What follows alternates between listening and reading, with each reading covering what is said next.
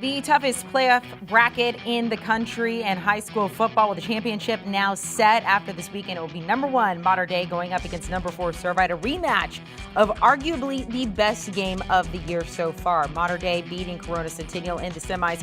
Servite taking care of St. John Bosco for the first time since 2011. Taking a look at the new top 10 from our friends there at MaxPreps, the biggest mover, St. Francis Academy, moving up 10 spots to number 5 after beating IMG Academy over the weekend. Servite back in the top 5 after beating St. John Bosco again for the first time since 2011. They were previously ranked 7th. And St. John Bosco, meanwhile, dropping from 4th to 8th after that loss. IMG Academy now down to 16. You don't see them here. They were previously 2nd before their loss to St. Francis Academy. All right, let's welcome in our experts here at MaxPreps. We have Zack, Poff, and Steve Montoya. So the CIF Southern Division 1 championship is set. We get Mater Dei going up against Servite. Zack, I was messaging with you earlier and said, look, this is a rematch of one of the best games we've seen so far this year. Give us a preview of it. Yeah, and like you said, in my opinion, this was the best high school football game so far of the entire season. And I'm excited. We get round 2 with, the CIF Southern Section Division 1 championship on the line.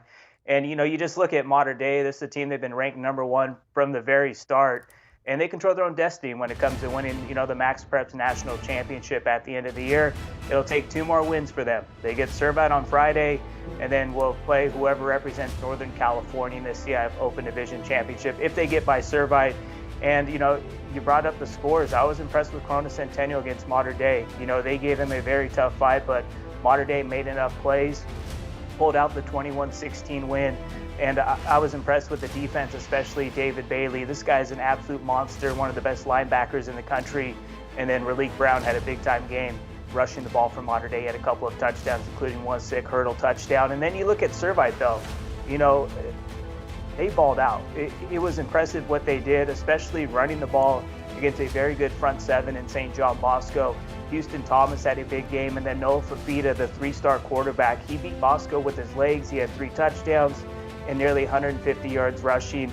And they were down 21-20 late in the third, and that's when they stepped up big, forced a couple of key turnovers, and had a lot of success running the ball in St. John Bosco and knocked them off for the first time since 2011. Friday's going to be fun. I'm not going to give you my pick just yet, Amanda. We'll wait for Friday to do that. And I'm excited for this game. And I feel like there's not going to be as many points scored in this one. It was 46-37 the first time around. I think we're going to get a more defensive game when they play for the CIF Southern Section title in Long Beach on Friday. Zack, I'm so excited. I get to be here this Friday for the first time and forever with y'all, so I claimed that segment already. All right, Steve, we get number 3, Collins Hill, facing off against Lowndes in the 7A quarterfinals there in Georgia. We got to see the return of Travis Hunter, who is not just the number 1 ranked cornerback in the class of 2022, the number 1 ranked player, according to 24/7 Sports. We'll get to see him in this game as well. What can we expect here? Yeah, well, Collins Hill is right there with Mater Dei and Westlake. I mean, they're right behind. They kind of, if Mater Dei or Westlake stumble a little bit, you never know. Collins Hill could be the number 1 team in the country. And I think for them, obviously you're saying Travis Hunter, Sam Horn, the offense, how powerful they are. But really, I look at the defensive side of the ball for Collins Hill. They have 5 shutouts this season. They're allowing under 6 points per game. So, of course, we're going to talk about Travis Hunter. He's back. He made some big-time plays last week in their playoff game. He's expected to have another huge game this week against Lowndes. But really, for me, I'm going to check out the defensive side of the ball. And they're going to go up against Miami commit Corey Brown. He's having a big season so far for Lowndes. He's thrown for over 2,000 yards and 23 TDs. He's also rushed for 10 touchdowns. So this should be a really, really solid matchup in the state of Georgia. Collins Hill and Lowndes, classic matchup for sure. Zack, talk to us about St. Francis and their win over IMG Academy. I mean, it was so big in your rankings. They jumped from 15 to number 5. Why such a big jump there? Well, just to show you how rare it is for teams to win at IMG Academy, you got to go all the way back to 2014, the last time IMG Academy lost a home game. And also to St. Francis Academy, they became the 3rd school since 2014 to score at least 30-plus points at IMG Academy. And St. Francis Academy has done that twice. They did it also in 2019. And, I look at St. Francis Academy, a lot of people are saying, how'd they jump in the top 5? They had that one loss against St. Thomas Aquinas.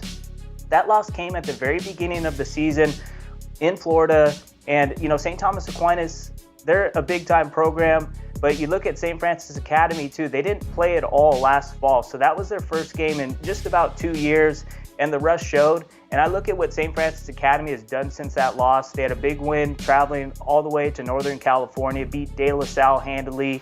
They had a nice win against Good Counsel, the runner-up finish in the WCAC, one of the toughest leagues in high school football. And they cemented their strong season with a dominant win against IMG Academy. You don't see teams out-physical IMG Academy. That's what the Baltimore dudes did from St. Francis. And, you want to talk about dogs. St. Francis Academy's got a lot of dogs on the football field, and they have a big-time offensive line. And I love Derek Moore. You're going to love him too, Amanda. He's a 2022 Oklahoma commit. He's going to be a big-time edge rusher for the Oklahoma Sooners here in about a year. But he had a big game on Friday, and it was a statement win for St. Francis Academy, 34-24. And really, they dominated that game more than the 10-point win show too. So. Saucy cat, if you will. Steve, we get to MaxPreps top 25 team playing for state title this week, number 6, Bergen Catholic, going up against Don Bosco Prep in New Jersey. What can we expect out of this one? Yeah, these two teams know each other very, very well. Don Bosco Prep actually holds, they beat them 18 times since 2004. It's 18-8 in favor of Don Bosco Prep. But Bergen Catholic's definitely the better team so far this year. They're undefeated. They actually beat Don Bosco Prep 17-0 back in September. But Bergen Catholic is trying to go for their first state championship since 2017. They're facing off, like I said, against Don Bosco Prep, who's been there. They know how to win. So you're looking back and saying, well, Bergen beat them 17-0 earlier this season. Don't count out Don Bosco. This one's going to be a good one in the state of New Jersey. It's going to be played at MetLife Stadium Saturday at 2 p.m. So this is going to be a good one in New Jersey. Zach, we get 2 new teams to MaxPreps top 25. Who are they? We're going out to Lone Star State, number 24, Duncanville. This is a team, they've been knocking on the door, but, we haven't had any new teams jump in the top 25. They've been so dominant since November 1st. So Duncanville's been just waiting. They finally get in as North Cobb and Hoover dropped out. And Duncanville, they're 10-1 this year. They're winning by nearly 50 points per game since that opening season loss against number 1 Mater Dei. They get a very good spring team here in the 3rd round of the 6A Division I playoffs. And if they win that game, they're going to get the winner of DeSoto and Houston Westfield. And if they get by these next 2 games, it'll mean the 4th consecutive year that Duncanville will be playing in the 6A D1 semifinals.